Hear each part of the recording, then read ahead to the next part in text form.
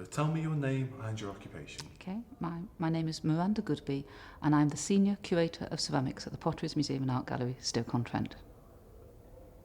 So first question then, and it's quite an open question. Miranda, can you give me an idea then, kind of pre-war and kind of even back to the kind of end of the 18th century or whatever, what kind of a role have women kind of traditionally had in ceramics going back way back into history? Well, women have always been involved in the pottery industry, probably from the earliest times. But certainly by the 18th century, we know that they're being employed in a whole variety of different tasks within the industry. And from the end of the 18th century right through the 19th century, they've formed around about 40% of the workforce. Why kind of do you feel then, from your own kind of research and what you know, why at a time when maybe women weren't as involved in the workplace, why were women playing this role in the pottery industry? Well, Stoke-on-Trent was actually quite unusual, and a lot of contemporary commentators in the 19th century pointed this out. They were used to the fact that women worked in the cotton mills in Manchester in the north, but to come to Stoke-on-Trent and find that women were working alongside men, doing and supporting them in the jobs that they were doing, they thought was really quite unusual. What they found was that... I'll just get to pause it. And make them as no surprise there.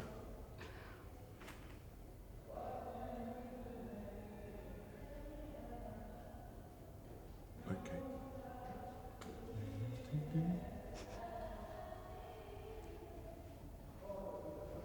I think there's just a rowdy person. There was a group of 4 older teenagers in earlier, and Pesky teenagers. I know, they walked in and I came around a corner and they sort of jumped about 3 foot in the air. I said, we're a public building, we're open to the public at this point. You will find other people in the gallery. Okay, I'm going to do that one again then, Okay. from the top if that's okay. Yeah, sure. So Miranda, why then, from your kind of own research and so forth, why was it that women played such a role in the pottery industry? The role of women in the pottery industry was pretty much integral to the whole range of activities of pottery making. What you find is that commentators in the 19th century were really surprised by how embedded women were within the industry. They were quite used to seeing women in the cotton mills in Lancashire, but they tended to work quite separately from the men. What they found in Stoke-on-Trent is that women were working alongside the men in many cases, and that the attitude which they found amongst the workforce was that in the same way that a man would have his trade to support himself, so a woman was expected to have her trade as well, and to support herself, not living independently, but contributing to the family income, whether she was living with her parents or after marriage. And that was regarded as very unusual, that women continued working well after they'd been married. Was that quite rare then for those kind of the 19th century for women to be working and playing a role and kind of bringing money into the household? I think it was not uncommon, of course, in the industrial cities of the Midlands and the North. But what was seen as unusual was that women would carry on working after they'd married. They would have children, perhaps 2 or 3, and they would continue to contribute to the family income. Once they got 4, 5 or 6 children, they tended to give up work, strangely. And Sorry, Dan, can you just watch me? oh yeah, sorry, I am straying slightly into shot. What were the attitudes like towards women then? I mean, not obviously, but at the time, women perhaps in society were viewed as second-class citizens. In the pottery factories, were there discriminatory factors there, and were women kind of like viewed in a different way to men? Well, I think they were, but that was simply because of the period and the place where they were working. Women would be skilled workers as often as not as men, and paid good wages. So if you were a decorator, a gilder, if you were a transferrer, you were a skilled woman with your own apprenticeship that you'd served and earning good wages. If you were a man, you'd be a thrower, a presser, maybe a caster, a fireman, a different range of activities, but equally skilled. What you also found in the pottery industry was that most of the male skilled workers had women assistants. And so you did get this mixing of the 2 genders, 2 sexes, working alongside. That sounded awful and terribly modern. Sorry, can I just do that bit again? Yeah, no problem. What was unusual in the pottery industry was that as well as having women who were skilled workers in their own right, you would also find women working alongside the skilled men as their assistants. And that was seen as very unusual at the time, that you'd got both men and women working alongside each other in the same workshops. Fantastic. And if we move kind of on to the 20th century now, not a lot, but I mean, people have acknowledged the importance of the role that women played when men went off to fight in the Great War. How significant was the role of women kind of coming into the pot? I suppose they're already working in the pots, but even more so in the Great War, how significant was the role that women played in the pottery industry? What you find during the First World War is that although women had their own gender-specific jobs, decorating particularly, painting, gilding, transferring prints, in the main they had assisted men in the other roles, as a printer, as a thrower, as a turner in the kilns. During the First World War, particularly after 1917, when you've got conscription and virtually every able-bodied man is being called up to serve in the forces, is that women have to take on those roles. Not so much with throwing, because you really do need to have served your apprenticeship to be a good thrower, but they were taking on roles of casting, they were preparing the clay bodies and the glazes, they were working in the kilns, often alongside men who had been retained rather than going into the army for one reason or another, but they were taking on a lot of roles which previously women had never done. Casting, for example, during the First World War becomes very much a woman's job, and in many cases was retained right through the 20s and 30s until it just became seen as a normal job for a woman to do. In 1910 it would have been seen as almost exclusively a male job. How kind of significant to Stoke-on-Trent, and because I'm guessing that a big proportion of the workforce during the war years were working in the pottery industry, so how significant do you feel that this kind of like rebalancing of roles in the pottery industry was? Well, during the First World War, the potteries really couldn't have carried on if it hadn't been for women stepping up and stepping into the roles that the men had been carrying out. And they did it very well. Their wages went up as well. The unions were very concerned that if women were seen to be doing men's skilled work at a lower rate of pay, then nobody would want the men in those jobs when they came back from the war. So women's wages went up tremendously, which was great. Of course, when the men came back, in many cases, they took over those roles again and women lost out. But in some cases, they certainly did continue in those roles. During the Second World War, it was rather different. The government put great restrictions on what could be made, where it could be made, and who could make it. A number of factories were closed down altogether for the duration of the war. Other firms had to move into the factories that larger companies were operating in, and some companies, the bigger ones, Wedgwood, Dalton, Minton and so forth, carried on. But they couldn't make decorated ware for the home market. It was not seen as being necessary. Decorated ware was made for export, and that was really important to bring in hard currency to keep the war going. But you don't need to have flowers on your teacups. And so anything that was made for the domestic market was undecorated. And that meant an awful lot of women, as well as men, were then released to work in the forces and in other supporting industries, the munitions industry, for example. So the amount of employment across the industry went down hugely, both men and women. And that, I think, was a huge difference between the two wars. In the First World War, the women stepped up and took on the men's roles. In the Second World War, they were both being released from pottery making to help the war effort. Fantastic.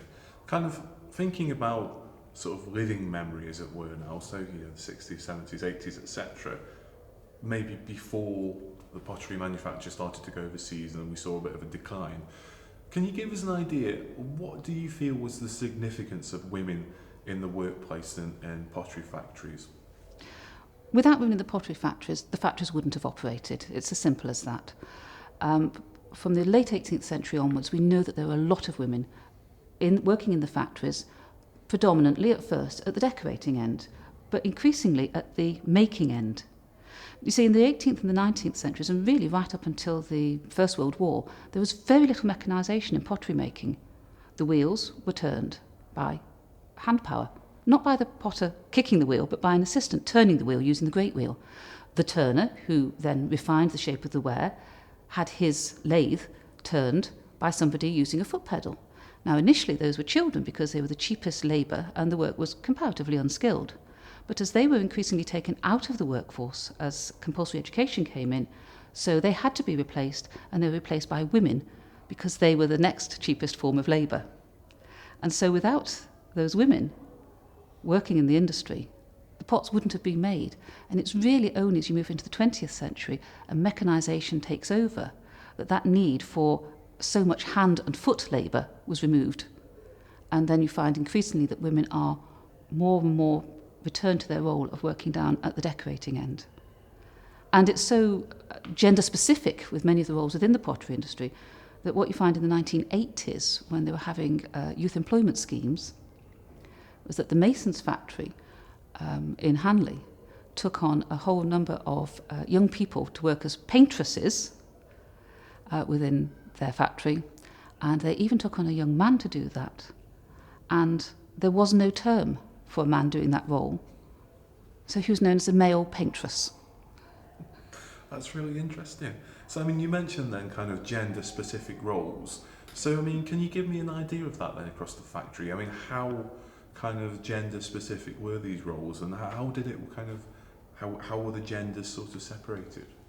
Well, for most of the skilled work within the pottery industry, you served an apprenticeship. And certain apprenticeships were traditionally, and for no particular reason, seen as being specifically male. Usually the best paid ones, to be fair. So throwing, turning, pressing, casting, working in the kilns. Those are male jobs. They were heavy jobs, they were skilled jobs. They took a 7-year apprenticeship. And really your great ability would come after you'd done that 7-year apprenticeship. By the time you were 35, you would have been a really good thrower, earning extremely good wages. Women were brought into the industry either as assistants to the male makers, or particularly down at the decorating end. So you'd have had a male printer doing the transfer printed ware, but you would have had 3 women working with him. One would be a skilled transferer, and then her 2 assistants. Down at the decorating end again, overglazed decorating, painting or gilding, again you'd have served an apprenticeship, and predominantly there were women that were working in that. Not exclusively, because obviously if you're doing freehand painting, it doesn't matter whether you're a man or a woman as long as you've got the skills.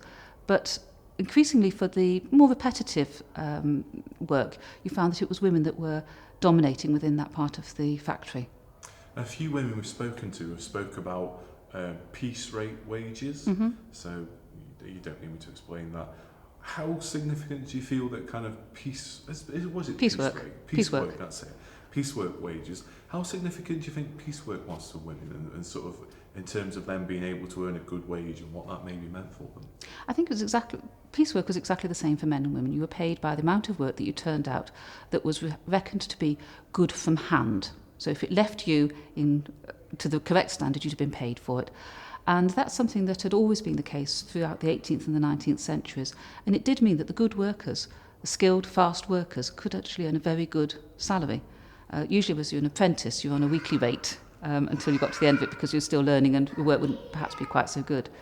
But in both cases, it was seen as a very important way of rewarding the good workers.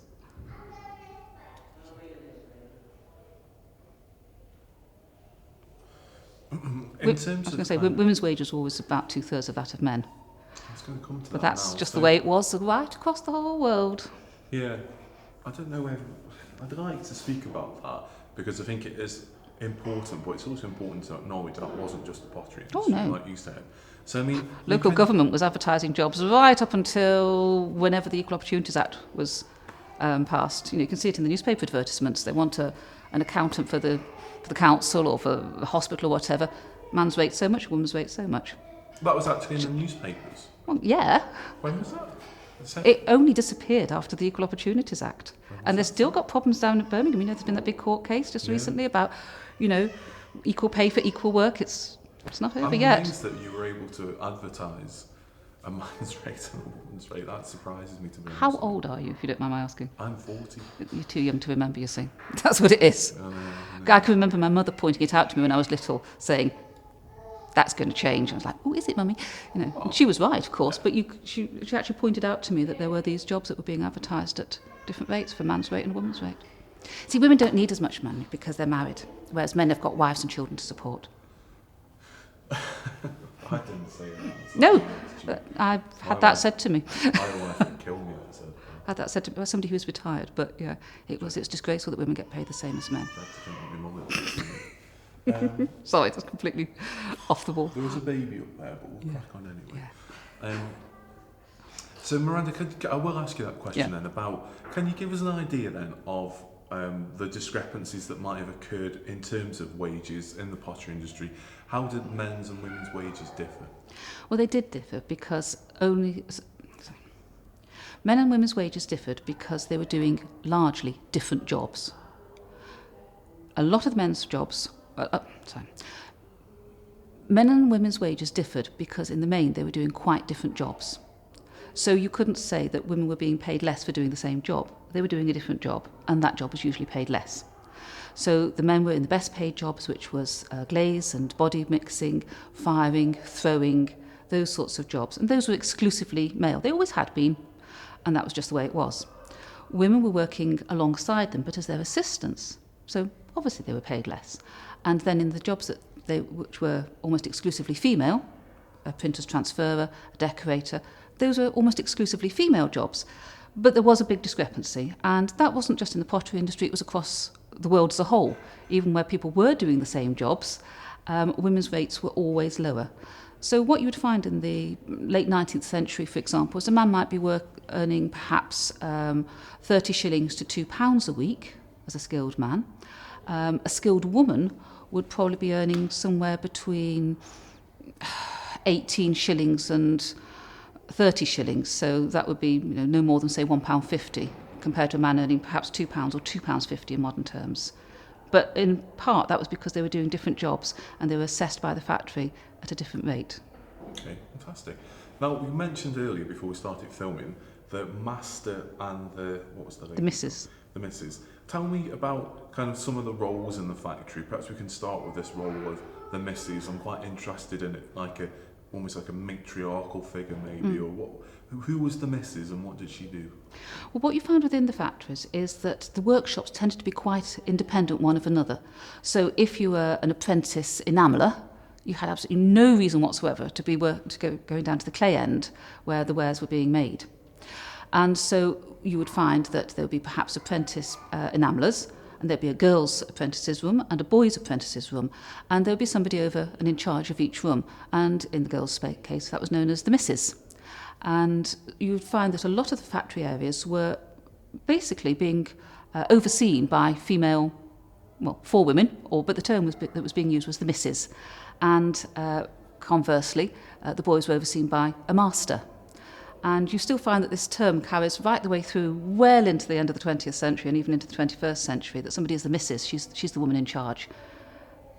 So what do you think the atmosphere might have been like then with lots of women working together? From your kind of research and experience and so forth, what have you learned about what kind of an atmosphere do you feel there was in pottery factories amongst workers?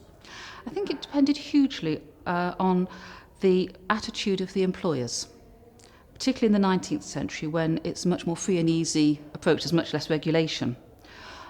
And from there down, it went through the various sort of overlookers and the overseers down to the individual masters and mistresses in charge of individual workrooms. What you do find is that there was clearly a great sense of camaraderie. Many of these people were starting work in their early teens or even younger in the 19th century. You'd start as young as 8 or 9. You'd be taking up an apprenticeship at 10 or 12, having already worked on the factory. So you work with these people in the same room. Once you've done your apprenticeship, you may well carry on working with them for the rest of your life. You would get to meet their brothers and their cousins, people married across the workforce. You would socialise with people. You often lived within a couple of streets of them. So there's a very sort of strong family connection within a lot of the factories that you do see right up until the present day. One of the things that gets commented about, particularly in the late 19th and the early 20th century, is before the radio was introduced, is that there was often singing in the workshops. Stoke-on-Trent's got a very strong tradition of community singing and hymn singing and so forth. And people would walk past the factories and hear the girls singing at their work. Of course, once they brought the radios in, and those were playing, that's tended to stop, and the factory owners were very happy to introduce radios because they found that the rate of productivity went up, people were chatting rather less. Now, of course, everybody's plugged into their own personal systems, which is rather a shame. And how kind of important do you feel that trade unions were in the workplace? And I don't know whether we can talk specifically about women's rights or kind of like women's maybe agendas were in the workplace, whether unions were instrumental in promoting those or not. But if we could say to start with, how important do you feel the role of a trade union was in the workplace, pottery workplace? Well, you find that the first unions are being brought out in the early 1840s, once the Combination Acts are repealed. And they have real problems with unions in Stoke-on-Trent. There's a lot of opposition to them. And also there's a great problem in that each of the skilled workforces tended to have their own union. So you would have the plate makers union, and you'd have the throwers union, you'd have the kilman's union, and so forth. And one of the problems that the unions had was to try and get everybody together so that they had got a proper sort of collective bargaining power across the 6 towns, across the china and the earthenware industry, and within the factories, as the different skilled trades had their own agendas. What you find is that women were joining the union for their benefits, but in lesser numbers than the men.